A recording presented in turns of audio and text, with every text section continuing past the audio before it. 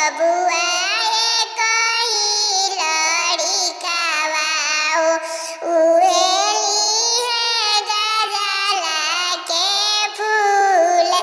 अरे ताना बचन जब सुनेले कवन दुल्हा चौके पाउठ सझाराई। अरे ससुर जी के धियावा चौकवे पछोड़बो कइले बो दोसरे बियाह। अरे ताना बचन जब सुनेली कवन सुबावा सुबावा रोवेली नैना लोरे। अरे रउए खातिर स्वामी जी माई बापू ते जानी जी ई कैसन बोले नी बोले। अरे दान दहेज पापा सब देई दिहला हो गाजला कवन ऐसन चीज। अरे बेटी से बढ़ के गजला फूल। अरे हम देबो बेटी तोहके गजला के फूलावा हो। रूसल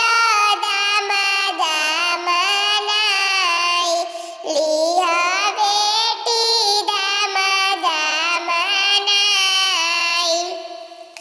आंगना में रोवेले पापा हो अपन पापा आमाय आंगनवा के बिचारे लालनवा। अरे आमाय आंगनवा के बिचारे लालनवा। करावा पकड़ी रोवे भैया बीरानवा किया जमोरे बहिनी पाराया रे लालनवा। किया जभैली बहिनी पाराया रे लालनवा।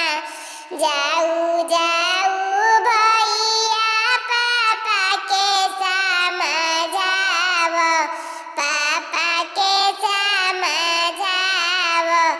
अरे आमा के लिहा तू संभाली रे लालनवा। फेर लवटी आइब भैया सावन भदौआ बहिनिया के करिया इंतजार रे लालनवा। बहिनिया के करिया इंतजार रे लालनवा। अरे कहीं को पड़ावा में दुई गो जनमावा। अरे कब सुड़िया एक बासरे लालनवा। अरे कब सुड़िया एक बासरे लालनवा। अरे आमा के कोठिया में दुई गो जनमावा। अरे कब बहिनिया एक भाई रे लालनवा। अरे कब बहिनिया एक भाई रे लालनवा। अरे भैया के मिलले पापा के महलिया बहिनिया के मिले दूर देश रे लालनवा। बहिनिया के मिले दूर देश रे लालनवा। अरे रो